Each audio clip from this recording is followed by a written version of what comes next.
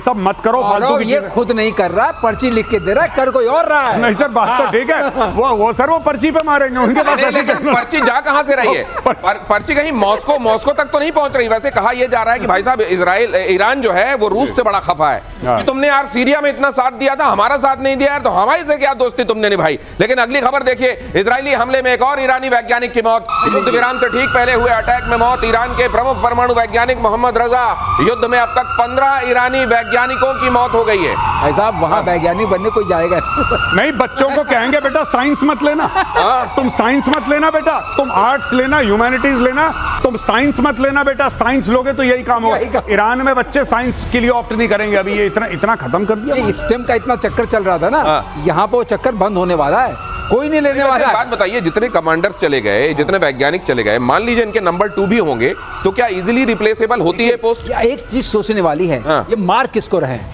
IRGC जो इन्होंने layer बनाई थी, जो SS टाइप थी, वो पूरे कमांडर वाले उनके कमांडर्स को मार रहे हैं। जो रेगुलर फोर्स वाले तो बेचारे जिंदा हैं, और मार रहे हैं इनके सीक्रेट साइंटिस्ट को और जो सीक्रेट पुलिस है। नहीं सर, एक और खबर आई है कि अब तो मोसाद फोन कर रहा है इनको, जो बच गए उनको फोन कर रहा है कि सुन, अब तुरंत निकल, वीडियो बना, दिखा कि तू निकल गया है। और पहले खामेनेई को उल्टा पुल्टा बोल, नहीं तो अगले 24 घंटे में तेरा काम भी हो जाएगा। हाँ, वो मैंने भी वीडियो रिकॉर्डिंग सुनी, वो उसका ऑडियो रिकॉर्डिंग है। वो मोसाद का एजेंट फोन कर रहा है इनके, आई थिंक किसी मंत्री को या जनरल को, किसी को फोन कर रहा है और कह रहा है कि भैया 24 घंटे के अंदर ईरान से निकलो, हमें पता है तुम कहां रहते हो, हम तुम्हें निपटा देंगे, और ये तुम्हें 3 काम करने हैं, निकलने से पहले निकलो, हमें प्रूफ दो, सबूत दो कि तुम निकल गए हो, तब तुम बच पाओगे, निकलो यहां से। अच्छा, वो भी बड़ी सीरियसली बात कर रहा है। अच्छा भैया कैसे निकलना है, ये निकलना है, ये कैसे निकलना है उससे, कैसे निकलना है ये भी बता दो मैं। और ये एक बात और देखिए, वो जो एक मैडम हसीना यहाँ पे आई थी और यहाँ के सबकी कुंडली बना के ले गई हैं। आप ये भी देखिए, बड़ा धर्म की बातें करने वाली ये जो कंट्रीज हैं,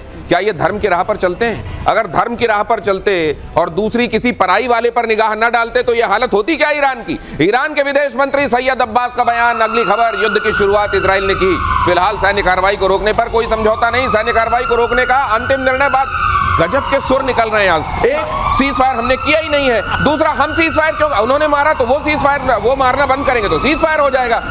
7 अक्टूबर किसने किया? हाँ, 7 अक्टूबर किसने किया? वो तो हमास ने किया, हमारा तो कोई लेना देना नहीं है। हिजबुल्लाह ने क्यों रॉकेट मारे? वो हमारा कोई लेना देना नहीं। ड्रोन हुती ने क्यों फेंका? और हमारा कोई लेना देना नहीं। इसीलिए दुनिया ये डर रही थी कि एक दिन ये परमाणु मार के भी यही कहेंगे कि ये तो हुती ने मारा होगा, हिजबुल्लाह ने मारा होगा, हमारा तो कोई लेना देना। इसी बात से डर रही थी दुनिया। मैं कह रहा हूं ट्रंप को नोबेल प्राइज देके टंटा काटो और अपना लड़ाई शुरू करो दोबारा। ऐसे लड़ाई खत्म नहीं करते, जब तक काम खत्म नहीं होता। कोई सीज फायर नहीं है, ट्रंप को दे दो। एक सब लोग बुलाओ, खरीद के ले आओ, चौड़ी बाजार से खरीद के ले आओ एक बढ़िया सा नोबेल प्राइज, ट्रंप को पकड़ाओ, कहना भाई साहब ये आपका नोबेल प्राइज है, अब आप बैठो चुपचाप। क्योंकि देखिए 400 किलो एनरिच्ड यूरेनियम गायब है। On a serious note, 400 kilo, उससे कितने सारे परमाणु बम बन सकते हैं, वो कहां है किसी को पता नहीं। दुनिया के कौन से कोने में जाके छुपा दिया किसी को नहीं पता। और तीसरी चीज, अगर किसी को लगता है कि खमेनेई और उसकी पूरी टीम को जब तक तख्ता पलट नहीं होगा, जब तक इनको निपटाएंगे नहीं, तब तक अगर ईरान में कोई चीज नॉर्मल हो सकती है और इजराइल खतरे से बाहर है, बहुत बड़ी गलतफहमी है ये बहुत बड़ी गलतफहमी। खमेनेई जब तक है तो ये असल में जो जड़ है, तो अभी ऊपर आपने पेड़ हो सकता है उसकी ट्यूनिंग कर दी गई हो, ट्रिमिंग कर दी गई हो, तो फिर उगेगा। युद्ध विराम पर अमेरिका के राष्ट्रपति का बयान। युद्ध विराम अब प्रभावी हो गया है, लीजिए, ये प्लीज युद्ध विराम का उल्लंघन ना करें। ये प्रकारांतर से, ये वही बात को अलग अलग तरीके से ये बोलते हैं कि हमने युद्ध विराम लागू कर दिया है, फिर ट्रूस ले आएंगे, फिर सीज फायर ले आएंगे, इस तरह के शब्दावली। और साथ में वो जो पार्टीज हैं जिनको लेके दावा कर रहे हैं, उनको धीरे से बोलेंगे, सुनो अब कोई किसी पे हमला नहीं करेगा। और इतने में खबर आएगी कि हमले हो गए। दिनेश प्लीज पर नोट करिए, प्लीज प्लीज प्लीज। पहली बार ट्रंप ने प्लीज कहा था, और उससे पहले क्या था? Complete surrender. पहले ऑर्डर था, प्लीज पे आ गया, प्लीज पे आ गए। थोड़ी देर में और हाथ जुड़े हुए आएंगे इस टाइप से, और प्लीज मेरे नोबेल का ख्याल रखो यार, ऐसे मत करो। अगली खबर देखिए, कतर ने फिर खोला अपना स्पेस। ईरान और इजराइल में युद्ध विराम के बाद खोला है स्पेस। ईरान ने कतर की राजधानी दोहा में स्थित अमेरिकी एयरबेस पर मिसाइल से हमला किया था, जिसके बाद कतर ने अपना स्पेस बंद कर दिया था। कतर में अमेरिकी सैन्य बेस अब भी हाई अलर्ट पर। कतर कह रहा है, बहुत तेहरान के साथ उसने नाराजगी जताई है, नाराजगी का लेटर दे दिया है, लेकिन तेहरान कह रहा है नहीं हमने तुम्हारा ही नहीं है। घर की बात है, देखिए साफ सीधी बात है। लेकिन जो ईरान ने मारा, आप ईरान के अंदर खौफ देखिए दोस्तों, ईरान का खौफ।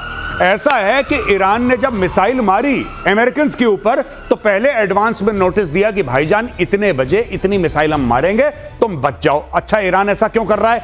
ईरान को अपनी जनता को शांत करना है और पूरा जो ओआईसी के 57 मुस्लिम कंट्रीज हैं उनको यह बताना है कि यार देखो, अमेरिकन के ऊपर सिर्फ मैं हूं जो अटैक कर सकता है, किसी की और औकात नहीं है। और वहां पे चुपचाप, अरे इनमें हिम्मत होती ना दिनेश भाई, अगर इन लोगों में, ईरानियंस में हिम्मत होती तो जो पर्शियन गल्फ में इनके एयरक्राफ्ट कैरियर हैं, इनके डिस्ट्रॉयर हैं अमेरिकन नेवी के, उसमें मिसाइल मारते, अरे कुछ तो करते। ये नहीं कर, ये पहले एडवांस में बताते हैं, ये डर गए ईरानी। गौरव, एक बात और है, आपने कहां मारा? आपने कतर में मारा, 1000 दूर है, 1000 किलोमीटर दूर। क्यों नहीं मारा बहरीन में? फिफ्थ फ्लीट तो खड़ी है ना, मारो, हिम्मत है तो, क्योंकि वो 10-12 मिनट दूर है। अच्छा, इससे तो बताएंगे, खबर देंगे, उनको खबर नहीं भी दें, खबर लग जाएगी। नहीं, आप बिल्कुल सही कह रहे हैं। उतनी दूर मारने की क्या जरूरत थी? और अब वहां जहाज कोई है नहीं। ट्रंप ने थैंक यू बोला, अरे let us know, thank you for letting us know in advance. बहुत बहुत धन्यवाद आपका ईरान, आपने हमें पहले बता दिया। गौरव, जहाज तो निकल गए थे, हम लोग पहले जब शो कर रहे थे, पता नहीं कब निकल के थे, मैंने उसी वक्त आपसे बोला था जहाज निकलेंगे, इसका मतलब मामला खतरनाक है, बम गिरने वाला है। तो जहाज तो निकल गए, ना जहाज ना कुछ, आप अब वहां कुछ है नहीं, लेकिन फोड़ फाड़ के उधर पे संदेश दे दिया गया कि देखो अमेरिका की कॉलर भी हम पकड़ के आ गए, लेकिन पूछा गया तुमने किया है क्या? नहीं, हमने नहीं किया है। ये खेल जो चल रहा है। अगली खबर देखिए, कतर में अमेरिकी सैन्य बेस पर अटैक से जुड़ी ये खबर, अमेरिकी आधिकारिक सूत्रों से ये खबर आई है, ईरानी हमले में कोई हताहत नहीं है। पहले ही फोन कर दिया होगा, भाई साहब हटा लो, देखो हमारे यहाँ दबाव बहुत है, आपके यहाँ एक आध बम फोड़ने पड़ेंगे, आप अपना सामान हटा लो, हमारी इज्जत रह जाएगी, आपका भी शौक हो जाएगा। ट्रंप ने ट्वीट करा है, थैंक यू बोला ईरान को कि धन्यवाद हमें पहले बताने के लिए। बस ये आया है, ये ट्वीट आया है, उसने ट्वीट करा है, ट्रंप ने ट्रूथ सोशल पे डाला है, फिर उसको फॉरवर्ड करा है एक्स पे यानी कि ट्विटर पे। और एक और चीज, फिर ट्रंप ने इनकी बेइज्जती भी करी है। पहले इनको थैंक यू बोला ट्रंप ने, फिर ट्रंप ने 1 घंटे बाद एक और ट्वीट करा कि जो तुम्हारा हमला था बड़ा हल्का टाइप का था, कुछ अच्छा नहीं लगा, बड़ा ऐसा बड़ा कमजोर टाइप का मरा हुआ सा तुमने हमला करा हमारे ऊपर, आगे से मत करना। मैं वहां थाट लेके बैठा हूं, पैट्रियट लेके बैठा हूं, हमला ऐसा करोगी? कह रहे तुमने 12-14 मिसाइल मारी, 13 को तो हमने गिरा दिया और एक तो गलत डायरेक्शन में जा रही थी, उसको हमने नहीं, 14 का बड़ा महत्व है। उन्होंने कहा हमने भी उतने मारे जितने अमेरिका ने मारे। अच्छा, उसने 14 बॉम्ब मारे, हमने 14 मिसाइल मारी। अरे भाई साहब, बड़ा कनेक्शन। अच्छा, हिसाब बराबर। और इसीलिए अब महबूबा मुफ्ती जैसे लोग आकर कह रहे हैं कि ईरान ने पूरे मुस्लिम वर्ल्ड का रहनुमा बन के दिखा दिया है, लीडर बनकर दिखा दिया है, और उसने पश्चिमी देशों को घुटने पर ला दिया है। बस बिल्कुल, एक महबूबा मुफ्ती भारत को और पूरे एशिया को घुटने पे ले आई और एक ये घुटने पे ला रहा है। घुटने के अलावा तो बात समझ में नहीं आ रही कि आलम इस्लाम में पूरी मुस्लिम कंट्रीज में इतने अच्छे लीडर हैं, जैसे for example crown prince Mohammed bin Salman, जो अपने मुल्क को बेहतरी की ओर ले जा रहे हैं, उनका एग्जाम्पल नहीं दे रहे। जो यूएई के लोग हैं, जो अपने लोगों के लिए बेहतरी कर रहे हैं, उनका उदाहरण नहीं दे रही महबूबा मुफ्ती जी, उदाहरण दे रही है किसका? खamenei का।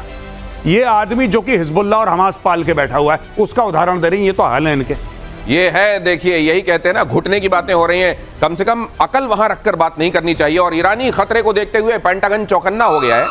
ईरान के हमले को पूरी तरह नाकाम कर दिया गया है। एटमी साइट्स पर हमले के बाद से ही चौकन्ना है। संभावित हमले के लिए मिसाइल लॉन्चर तैनात है। कहते हैं जब पेंटागन आसपास पिज्जा के ऑर्डर बढ़ जाएं तो बड़ा काम हो रहा होता है वहां। तो क्या काम के लिए आवश्यक शर्त है कि वहां पिज्जा खाए जाएं? मुझे ऐसा लगता है कि अगर पिज्जा का जो रात भर अगर डिलीवरी हो रही है पिज्जा की,